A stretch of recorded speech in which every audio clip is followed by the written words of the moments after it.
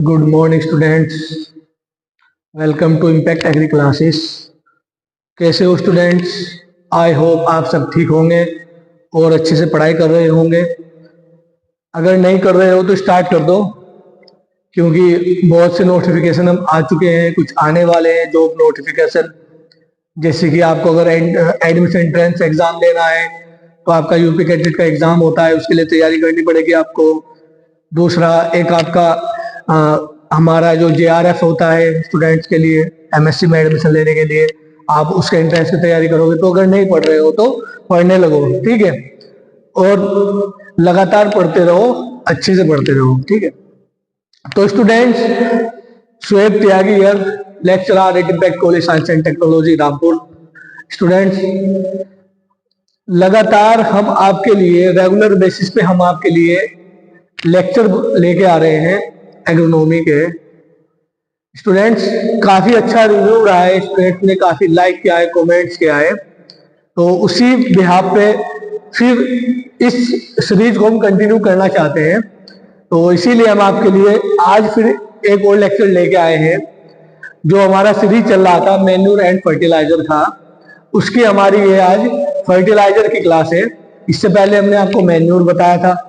तो अगर मैं आपको रिमाइंड कराऊं, हमने प्रीवियस लेक्चर में जो हमने आपको बताया था वो था हमारा अबाउट मैन्यूर। हमारे जो खाद होते हैं वो क्या होते हैं, हमारे जो कार्बनिक खाद है उनके बारे में मैंने आपको डिटेल में बताया था, उनके क्लासिफिकेशन बताए थे।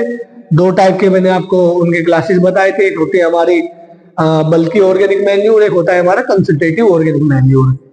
तो बल्कि ऑर्गेनिक मैन्यूर वो मैन्यूर होते हैं जिनको हम लार्ज क्वांटिटी में यूज करते हैं, लेकिन उनके अंदर न्यूट्रिएंट अवेलेबिलिटी कम होती है। और कंसंट्रेटेड ऑर्गेनिक मैन्यूर वो होते हैं जिनके अंदर न्यूट्रिएंट्स ज्यादा होते हैं और उनको हम कम क्वांटिटी में यूज करते हैं, जिनको हम लेस क्वांटिटी में यूज करते हैं, लेकिन न्यूट्रिएंट उसके अंदर ज्यादा होते हैं कंपेयर टू बल्कि ऑर्गेनिक मैन्यूर। तो ये सारी चीजें मैंने आपको बताया, जिसके कुछ एग्जाम्पल भी मैंने दिए थे। जैसे कि अगर बल्कि ऑर्गेनिक मैन्यूर की बात करें तो हमारी जितने भी हमारे फार्म यार्ड मैन्यूर हो गया, एक तो इसका एग्जाम्पल सबसे ज्यादा यूज होता है, सबसे ज्यादा किसान इसी का उपयोग करता है खेती में। दूसरा हमारा पोल्ट्री मैन्यूर हो गया, केचुए की खाद यानी कि वर्मी कंपोस्ट हो गई, ठीक है? ये सारी चीजें मैंने आपको डिटेल में बताई थी। ये सारे इनके वर्मी कंपोस्ट क्या होता है और हमारा पोल्ट्री मैन्यूर क्या होता है, ये सारी चीजें डिटेल में मैंने आपको बता दी थी, ठीक है?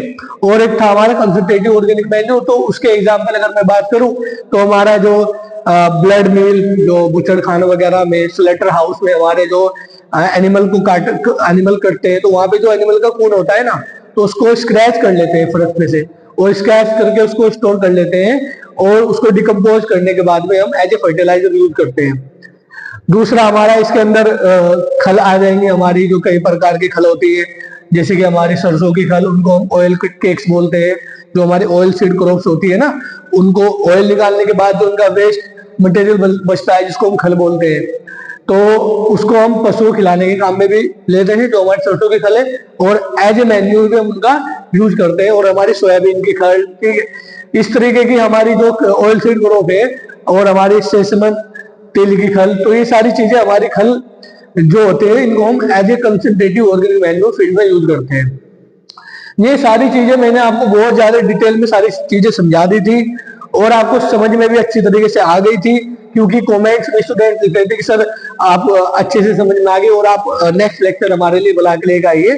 तो नेक्स्ट लेक्चर हमारा मैन्यूर का तो वो हो गया था, लेकिन अब जो नेक्स्ट लेक्चर है हमारा, ये जो मैं आपको पढ़ाऊंगा इस टाइम, वो है हमारे फर्टिलाइजर का। तो स्टूडेंट, फर्टिलाइजर हमारे क्या होते हैं? What is fertiliser? फर्टिलाइजर, मैंने मैन्यूर की आपको बात बताई थी, जो हमारे मैन्यूर है वो क्या है, हमारे कार्बनिक चीजों से तैयार किए हुए, कार्बनिक चीजों से तैयार किए हुए हमारे क्या है, मैन्यूर है। मतलब उनको वो क्या होते हैं, हमारे कार्बनिक होते हैं। और जो हमारे फर्टिलाइजर होते हैं ना, वो होते हैं हमारे अकार्बनिक, यानी कि इनऑर्गेनिक, ठीक है? वो हमारे क्या होते हैं, ऑर्गेनिक नहीं होते हैं। तो फर्टिलाइजर की बात करें तो ऐसा मीडियम जो हमारे पौधे को न्यूट्रिएंट सप्लाई कर रहा है, और वो मीडियम हमारा कहाँ पे तैयार हो रहा है, लैब में तैयार हो रहा है। उसको सिंथेसाइज किया जा रहा है, उसके अंदर उसको रसायनों के द्वारा तैयार किया जा रहा है, अकॉर्डिंग टू क्रॉप डिमांड उसके अंदर न्यूट्रिएंट को ऐड किया जा रहा है। ये सारी चीजें उसके अंदर ऐड की जा रही है, और ये ऐड कहाँ पे हो रहा है? हमारा लैब में। ठीक है, सिंथेटिक ओरिजिन से बनता है हमारा क्या? फर्टिलाइजर। तो स्टूडेंट्स चलो स्टार्ट करते हैं हम आपका लेक्चर, आपके लिए जो हमने बनाया है। चलो स्टूडेंट स्टार्ट करते हैं। तो देखते हैं हमारा क्या है, what is fertiliser. What is fertiliser? Fertiliser हमारे क्या होते हैं? ओरली मैंने आपको बता दिया है क्या होता है। सिंथेटिक ओरिजिन से जो जिनका ओरिजिन सिंथेटिक होता है, मतलब लैब में तैयार होते हैं, जिनका हमारे कार्बनिक पदार्थों से कोई लेना देना नहीं होता है, अकार्बनिक होते हैं। ठीक है, लेकिन एक बात बताइए मुझे, सबसे ज्यादा हमारे जो किसान होते हैं वो हमारे कार्बनिक खादों को यूज करते हैं या हमारे अकार्बनिक उर्वरकों को यूज करते हैं, मतलब फर्टिलाइजर को यूज करते हैं, मैन्योर को यूज करते हैं। तो मोस्टली स्टूडेंट्स का इसमें यही आंसर होगा कि सर हम तो, क्योंकि स्टूडेंट ज्यादातर किसान है, वो अपनी फैमिली जो है फार्मर फैमिली बिलोंग करते हैं, तो ज्यादातर किसानों का स्टूडेंट्स का यही आंसर होगा, क्योंकि किसान फैमिली से। तो उनका आंसर क्या होगा इसमें? वो ये कहेंगे कि सर हम तो जो है फर्टिलाइजर डालते हैं, जो केमिकली होते हैं, जिनको कट्टे में पैक होके आते हैं, उनको डालते हैं हम तो ऐसा क्या रीजन है कि उनको ज्यादातर हम डाले, जबकि वो हमें नुकसान भी करते हैं? नुकसान कैसा करते हैं? हमारी सोयल को, सोयल की फिजिकल प्रॉपर्टी, उसकी बायोलॉजिकल प्रॉपर्टी को डिग्रेड कर देते हैं। ठीक है, हमारे एयर पोल्यूशन करते हैं, हमारा वाटर पोल्यूशन करते हैं। ये सारे नुकसान होने के बाद, ये सारे हार्मफुल इफेक्ट हमारे फर्टिलाइजर के होने के बावजूद भी, फिर भी हम फर्टिलाइजर को इतनी ज्यादा मात्रा में यूज करते हैं। तो इसका क्या कारण है? इसका कारण है स्टूडेंट कि हमारे जो फर्टिलाइजर होते हैं ना, वो इंस्टेंटली रिजल्ट देते हैं। क्या देते हैं? वो तुरंत रिजल्ट प्रोवाइड कराते हैं। ठीक है, और हमारे मैन्यूर तो स्लोली न्यूट्रिएंट रिलीज करते हैं। अब मान लो मैंने इसका एक एग्जांपल आपको दिया था जब मैं आपको मैन्यूर एंड फर्टिलाइजर पढ़ा रहा था। मान लो हमारे खेत में, हमारे फील्ड में क्लोरोसिस हो गया हमारी क्रॉप्स को। क्लोरोसिस क्या होता है? येलोविंग ऑफ लीव्स, पत्तियों का पीला होना हमारा क्या कहलाता है? क्लोरोसिस कहलाता है। तो क्लोरोसिस किसके कारण से होता है? हमारे नाइट्रोजन के कारण से होता है, पत्तियां पीली हो जाती है जो। तो ये बताइए मुझे, हमारे फील्ड में सीवियर क्लोरोसिस हो रहा है, तो उस टाइम पे हम क्या मैन्यूर की तरफ जाएंगे या अपने फर्टिलाइजर की तरफ जाएंगे? तो मोस्टली स्टूडेंट का इसमें यही आंसर होगा, सर फर्टिलाइजर की तरफ जाएंगे हम, क्योंकि वो क्या देते हैं? थोड़ा न्यूट्रिएंट देते हैं, तुरंत उनका रिजल्ट होता है। हम मैन्यूर क्यों डालेंगे? क्योंकि उस टाइम पे हमें फील्ड में तुरंत नाइट्रोजन की आवश्यकता होती है, इंस्टेंटली नाइट्रोजन की रिक्वायरमेंट होती है। अगर हम मैन्यूर डालेंगे तो वो तो सर हमारे 1-2 महीने तक तो वो डिकम्पोज ही होंगे अच्छे से, फिर वो हल्के हल्के न्यूट्रिएंट देना स्टार्ट करेंगे। और फर्स्ट क्रॉप को सर आपने बताया था जैसा कि फर्स्ट क्रॉप को तो वो 30% ही नाइट्रोजन देते हैं, तो फिर हमारे तो जो हमारा फील्ड है वो तो पूरा डिस्ट्रॉय हो जाएगा, क्रॉप्स हमारी बर्बाद हो जाएगी। तो स्टूडेंट इसीलिए किसान हमारे फर्टिलाइजर को मैक्सिमम लेवल पे यूज करते हैं, क्योंकि उनको इंस्टेंट रिजल्ट चाहिए। अगर देखो जो हमारे जो मैन्यूर होते हैं ना, उनको हम एज ए प्रिकॉशन यूज कर सकते हैं, लेकिन इंस्टेंटली ट्रीटमेंट के लिए हमारे मैन्यूर यूज नहीं होते हैं। उसको एज ए प्रिकॉशन, मतलब पहले से हम ट्रीटमेंट करके चल रहे हैं या पहले से न्यूट्रिएंट सप्लाई करके चल रहे हैं सोइल को, तो तब तो हम कर सकते हैं। लेकिन अगर हमें तुरंत न्यूट्रिएंट्स की जरूरत है तो हमें फर्टिलाइजर की तरफ जाना ही पड़ेगा। ठीक है, तो स्टूडेंट चलो हम चलते हैं अपने लेक्चर की तरफ। डिटेल में मैंने आपको वैसे भी बता दिया है सारी चीजें, तो देखते हैं क्या है what is fertiliser. Fertiliser is any material of synthetic origin. Fertiliser क्या है? हमारा कोई भी ऐसा मटेरियल, कोई भी ऐसा एक मीडियम जो हमारे किससे, हमारे सिंथेटिक ओरिजिन से, मतलब उसको वो हमारा क्या है, कृत्रिम रूप से तैयार किया गया है। कृत्रिम रूप से तैयार किया गया है, उसको किसी भी बायोलॉजिकल प्रोसेस के द्वारा या किसी भी ऑर्गेनिक मैटर के द्वारा उसको तैयार किया गया वो नहीं है, वो सिंथेटिक ओरिजिन है उसका। ठीक है, synthetic origin to the soil supply one or more plant nutrients. ठीक है, एक ऐसा सिंथेटिक ओरिजिन जो हमारी सोयल के अंदर added to the soil to supply one or more plant nutrient, जो हमारी मृदा के अंदर एक और या एक से ज्यादा न्यूट्रिएंटों को ऐड कर रहा है, वो हमारे क्या कहलाता है? फर्टिलाइजर कहलाता है। ठीक है, लैब में तैयार हो रहा है, एक और एक से ज्यादा न्यूट्रिएंट को दे रहा है, इंस्टेंटली सोइल को प्रोवाइड करा रहा है, ठीक है। तो ये हमारे क्या क्या इनको हम क्या बोलेंगे, फर्टिलाइजर बोलेंगे। तो अगर हम फर्टिलाइजर की क्लासिफिकेशन की बात करें तो हमारे जो फर्टिलाइजर होते हैं स्टूडेंट्स, वो 3 क्लासेस में उनको 3 टाइप्स में उनको डिवाइड किया गया है। There are 3 types of fertiliser. First is हमारा straight fertiliser, second is complex fertiliser, third is mix fertiliser, ठीक है। तो स्टूडेंट्स बोलेंगे सर ये क्या होते हैं हमारे, ये कॉम्प्लेक्स हमारा क्या हो गया, कॉम्प्लेक्स का मतलब होता है जटिल, ठीक है। मिक्स फर्टिलाइजर हमारा होता है मिश्रित उर्वरक, और हमारे जो स्टेट फर्टिलाइजर है उनके वो होते हैं हमारे उनको हम बोल सकते हैं सिंपल फर्टिलाइजर भी हमको बोल सकते हैं, ठीक है। तो देखते हैं हम, अगर आपको मैं इनके बारे में बताऊं तो स्टेट फर्टिलाइजर हमारे कौन से होते हैं, कॉम्प्लेक्स कौन से होते हैं और मिक्स हमारे कौन से होते हैं, ठीक है। तो आप बोलोगे सर ये तो हमको पता है, ठीक है। तो आपको ऐसे पता होगा, ये स्टेट फर्टिलाइजर वो होते हैं जिनके अंदर एक न्यूट्रिएंट पाया जाता है, यही है ना। और हमारे कॉम्प्लेक्स फर्टिलाइजर वो होते हैं जिनके अंदर 2 या 3 न्यूट्रिएंट्स पाए जाते हैं या 2 से ज्यादा न्यूट्रिएंट्स पाए जाते हैं, वो हमारे क्या कहलाएंगे, कॉम्प्लेक्स फर्टिलाइजर कहलाएंगे। और मिक्स फर्टिलाइजर वो होते हैं जिनके अंदर बहुत सारे न्यूट्रिएंट्स पाए जाते हैं, मतलब उनके अंदर न्यूट्रिएंट्स की अवेलेबिलिटी 2 या 2 से अधिक होती है। आप यही आइडिया लगा रहे होंगे।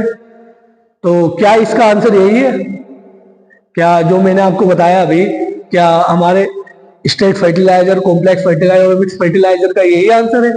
क्या इसका मतलब यही है? नहीं, इसका मतलब ये नहीं है, क्योंकि आपके कॉन्सेप्ट क्लियर नहीं है, इसलिए आप इस तरीके का सोचते हो। इस तरीके की डेफिनेशन आपको बताई गई होगी कि स्टेट फर्टिलाइजर वो होते हैं जिनके अंदर एक न्यूट्रिएंट पाया जाता है, ठीक है। और कॉम्प्लेक्स फर्टिलाइजर वो होते हैं जिनके अंदर 2 या 2 से अधिक या 2 या 3 न्यूट्रिएंट पाए जाते हैं, ठीक है। वो हमारे क्या कहलाएंगे, उनसे ज्यादा पाए जाएंगे, वो हमारे क्या होंगे, कॉम्प्लेक्स फर्टिलाइजर होंगे। मिक्स फर्टिलाइजर वो होंगे जिनके अंदर बहुत सारे न्यूट्रिएंट्स पाए जाएंगे, मोर देन 3 न्यूट्रिएंट्स पाए जाएंगे।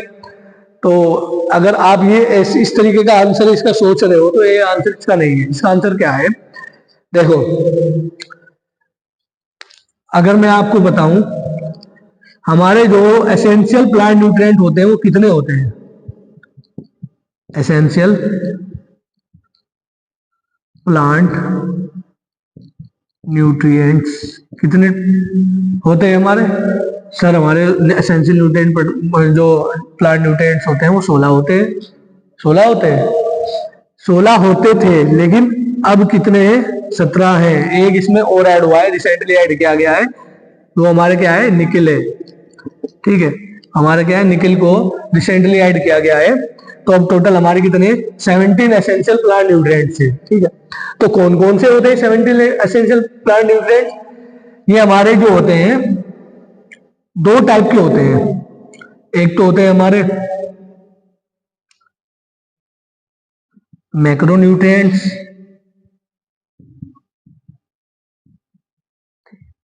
मैक्रोन्यूट्रिएंट्स, ठीक है।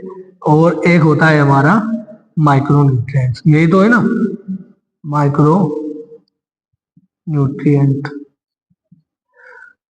तो मैक्रो और माइक्रो, तो आप सब सोचोगे सर आप पढ़ा क्या रहे थे, अब हमें न्यूट्रिएंट पढ़ाने लगे। तो बेटा ये इससे ही रिलेट कर रहा है, इसका क्लासिफिकेशन ऑफ फर्टिलाइजर हमारे इसी से रिलेटेड है।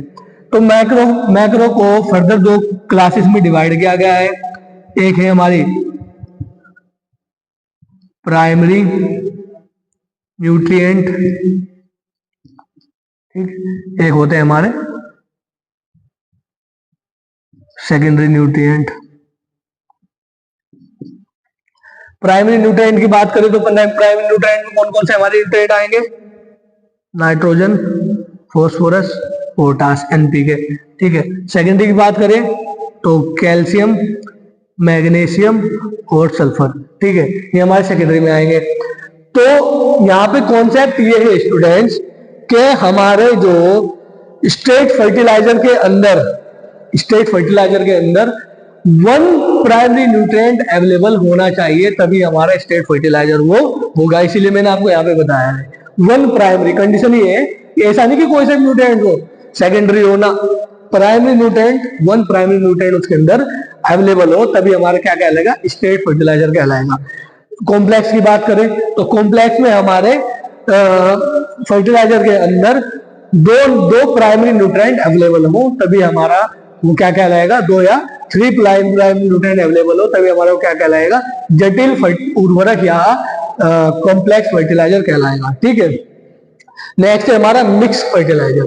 मिक्स फर्टिलाइजर हमारा क्या होता है, मिक्स फर्टिलाइजर को हम मैकेनिकली और मैनुअली अलग अलग फर्टिलाइजर कॉम्बिनेशन को हम क्या करते हैं, ऐड करते हैं, मतलब हाथ से मिलाते हैं या मशीन से हम अलग अलग टाइप के फर्टिलाइजर को, तो या तो हमारा प्राइमरी न्यूट्रिएंट फर्टिलाइजर हो या हमारा सेकेंडरी न्यूट्रिएंट फर्टिलाइजर हो या हमारा माइक्रो न्यूट्रिएंट फर्टिलाइजर हो, इन सारे न्यूट्रिएंट्स फर्टिलाइजर को हम जब मैनुअली मिक्स करते हैं या अलग अलग न्यूट्रिएंट्स अवेलेबल जिनके अंदर अलग अलग टाइप के न्यूट्रिएंट अवेलेबल है, ऐसे अलग अलग फर्टिलाइजर को हम मैनुअली मिक्स करते हैं। मतलब इनके अंदर इनके, अब आप बोलोगे सर तो ये तो हमारे कॉम्प्लेक्स फर्टिलाइजर में भी है, कॉम्प्लेक्स में भी तो हम क्या कर रहे हैं, 2 या 2 से अधिक अलग अलग न्यूट्रिएंट्स इसके अंदर भी है, तो ये तो हमारा कॉम्प्लेक्स ही हो गया। मिक्स और कॉम्प्लेक्स में फिर डिफरेंस क्या रह गया, डिफरेंस क्या है कि कॉम्प्लेक्स फर्टिलाइजर में जो न्यूट्रिएंट्स अवेलेबल होगा वो हमारे चाहे 2 न्यूट्रिएंट्स हो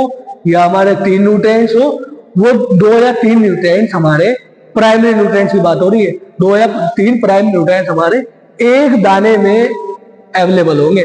मतलब 2 या 3 प्राइमरी न्यूट्रिएंट्स आर फाउंड, ठीक है, आर फाउंड इन 1 ग्रेनुअल्स, यानी कि एक दाने में हमारे 2 या 3 प्राइमरी न्यूट्रिएंट्स पाए जाएंगे। तो ऐसे फर्टिलाइजर को क्या बोलेंगे, कॉम्प्लेक्स फर्टिलाइजर बोलेंगे। मतलब एक ही दाने में इनको, इनमें अलग अलग दाने में अलग न्यूट्रिएंट नहीं होगा कि एक दाने में नाइट्रोजन है, एक दाने में हमारे अलग, दूसरे दाने में हमारे क्या है फॉस्फोरस, तीसरे दाने में हमारे पोटास, ऐसा नहीं होगा। यहाँ पे एक ही दाने के अंदर सारे केमिकल कंपोजिशन मिलेंगे। अगर हमारा 2 न्यूट्रिएंट्स कॉम्प्लेक्स फर्टिलाइजर है तो उसके अंदर 2 दानों, एक दानों में 2 न्यूट्रिएंट्स केमिकल कंपोजिशन मिलेंगे या कॉम्बिनेशन मिलेगा। ठीक है, तो आपको ये चीजें समझ में आ गई होंगी। और मिक्स फर्टिलाइजर हमारे क्या होते हैं, मिक्स फर्टिलाइजर स्टूडेंट्स हमारे वो होते हैं जिनके अलग अलग दानों में, ठीक है, जिनके अलग अलग दानों में अलग अलग न्यूट्रिएंट अवेलेबिलिटी होती है। मतलब अगर हम मिक्स फर्टिलाइजर मार्केट से लेने जाएंगे तो उस मिक्स फर्टिलाइजर में हमारे अलग अलग दानों में अलग अलग न्यूट्रिएंट कॉम्बिनेशन की अवेलेबिलिटी होगी। ठीक है, एक दाने में नहीं होगी। हम या तो फिर हम ऐसा करेंगे कि हमने एक बैग हमने ले लिया, हाँ, मैक्रो न्यूट्रिएंट्स का, ठीक है, जिसके अंदर मैक्रो प्राइमरी न्यूट्रिएंट्स हमने ले लिया तो उसके अंदर नाइट्रोजन, फॉस्फोरस, पोटास आ गया। एक हमने ले लिया मैक्रो सेकेंडरी न्यूट्रिएंट्स का, उसके अंदर कैल्शियम, मैग्नीशियम, फर्टिलाइजर, 2 बैग हमने ले लिए। फिर हम खेत पे गए, फील्ड पे जाके हमने दोनों को निकाला, ठीक है, और हमने कुछ नीचे चादर वादर बिछाई और उनको मैनुअली उनको मिक्स करना स्टार्ट कर दिया। तो 2 अलग अलग फर्टिलाइजर को हम क्या कर रहे हैं, मिक्स कर रहे हैं। ठीक है, और उन फर्टिलाइजरों के दानों में अलग अलग कॉम्बिनेशन है। ठीक है, केमिकल कॉम्बिनेशन अलग अलग है। ठीक है, एक दानों में एक केमिकल कॉम्बिनेशन है, तो ये हमारा क्या कहलाएगा, मिक्स फर्टिलाइजर कहलाएगा। ठीक है, तो स्टूडेंट्स आपको तीनों क्लासिफिकेशन हमारे समझ में आ गए होंगे, तीनों क्लासेस हमारी फर्टिलाइजर की समझ में आ गई होगी। तो चलो हम यहाँ पे भी इनको पढ़ते हैं, क्या लिखा हुआ है। स्टेट फर्टिलाइजर की बात करें तो स्टेट फर्टिलाइजर हमारे क्या होंगे, straight fertiliser are those which supply only 1 primary nutrients. Straight fertiliser कौन से होते हैं, जो हमारे केवल एक प्राइमरी न्यूट्रिएंट, जिसके अंदर एक प्राइमरी न्यूट्रिएंट प्रेजेंट हो, तो वो हमारे क्या कहलाएंगे, स्टेट फर्टिलाइजर कहलाएंगे। जैसे कि हमारे पोटेशियम क्लोराइड, ठीक है, इसके अंदर क्या है, सिर्फ क्या है हमारा हमारे क्या है, पोटेशियम या पोटास है। ठीक है, और हमारे क्या है, पोटेशियम सल्फेट, इसके क्या आ गए, एग्जाम्पल आ गए। ठीक है, और जैसे कि यूरिया में क्या होता है, हमारे एक प्राइमरी न्यूट्रिएंट पाया जाता है, वो हमारे क्या है, नाइट्रोजन। ठीक है, और अमोनियम सल्फेट, इसमें हमारे क्या पाया जाएगा, हमारा, ठीक है, अमोनिया पाया जाएगा इसके अंदर। तो हमारे क्या है, एक प्राइमरी न्यूट्रिएंट्स के अंदर उपलब्ध है। ठीक है, अब बात करते हैं हमारे कॉम्प्लेक्स फर्टिलाइजर की। तो कॉम्प्लेक्स फर्टिलाइजर हमारे कौन से होते हैं, तो देखते हैं हम। कॉम्प्लेक्स फर्टिलाइजर कंटेन्स 2 और 3 प्राइमरी न्यूट्रिएंट्स। कॉम्प्लेक्स फर्टिलाइजर क्या दे रहे हैं हमको, 2 या 3 प्राथमिक पोषक तत्व प्रोवाइड करा रहे हैं पौधे को, ठीक है, आर इन केमिकल कॉम्बिनेशन, और वो क्या होने चाहिए, एक ही दाने में, एक ही ग्रेनुल में हमारे क्या इनका केमिकल कॉम्बिनेशन एक में ही होना चाहिए, ठीक है।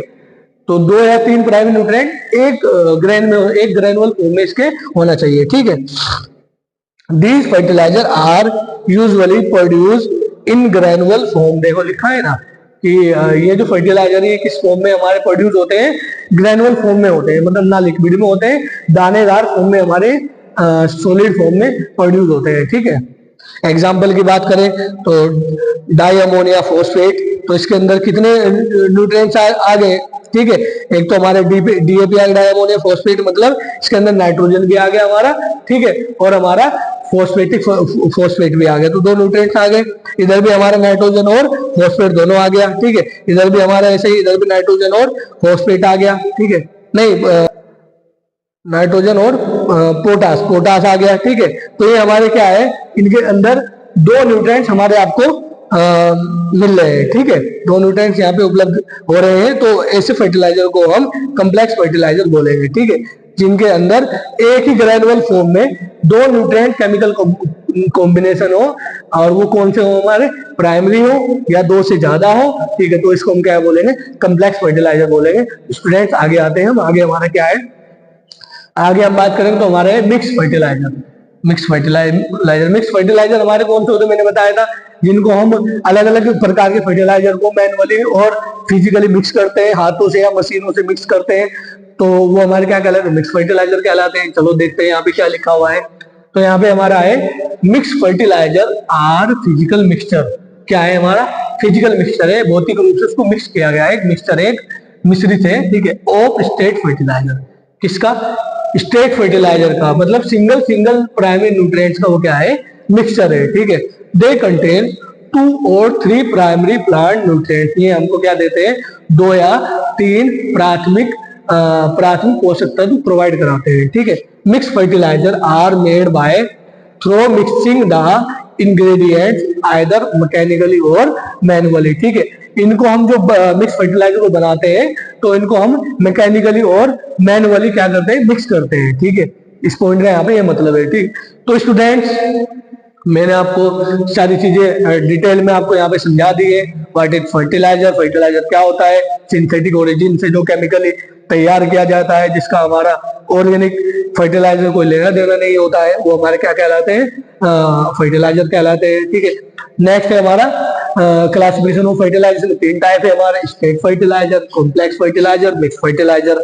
स्टेट फर्टिलाइजर जिनके अंदर एक प्राइमरी न्यूट्रिएंट हो वो स्टेट कहलाएंगे, तो कॉम्प्लेक्स फर्टिलाइजर जिनके अंदर 2 या 3 प्राइमरी न्यूट्रिएंट हो, और लेकिन वो एक ही ग्रेन में हो, एक ही ग्रेनुअल फॉर्म में हो, ठीक है, एक ही ग्रेन में, एक ही दाने में हो, ठीक है, वो हमारे क्या कहलाएंगे, कॉम्प्लेक्स फर्टिलाइजर कहलाएंगे। मिक्स फर्टिलाइजर वो होते हैं जिनको हम अलग अलग स्टेट फर्टिलाइजर को मैनुअली और मैकेनिकली मिक्स करते हैं, ठीक है, वो हमारे क्या है, मिक्स फर्टिलाइजर है, ठीक है।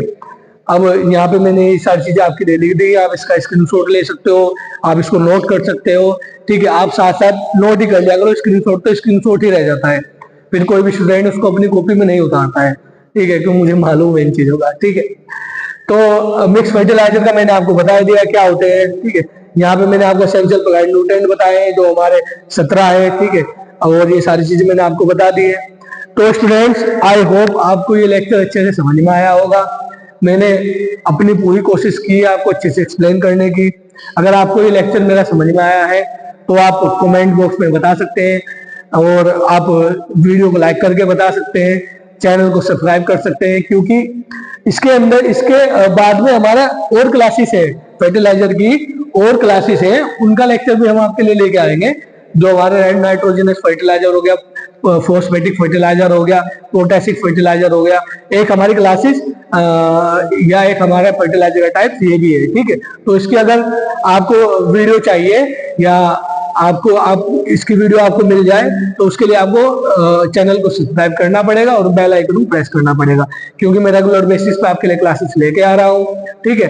तो फिर जब भी मेरी ये क्लास आएगी, जो अलग दूसरा इसका क्लासिफिकेशन करने वाले हैं हम, तो उसका नोटिफिकेशन आपको आ जाएगा, तो आप आप फिर उसको अच्छे से देख पाओगे और अच्छे से आप उसको समझ पाओगे। ठीक है, तो स्टूडेंट्स आप लोगों से यही रिक्वेस्ट है कि आप ज्यादा से ज्यादा मेरे इस लेक्चर को शेयर करें स्टूडेंट्स के बीच में, और चैनल को सब्सक्राइब करें।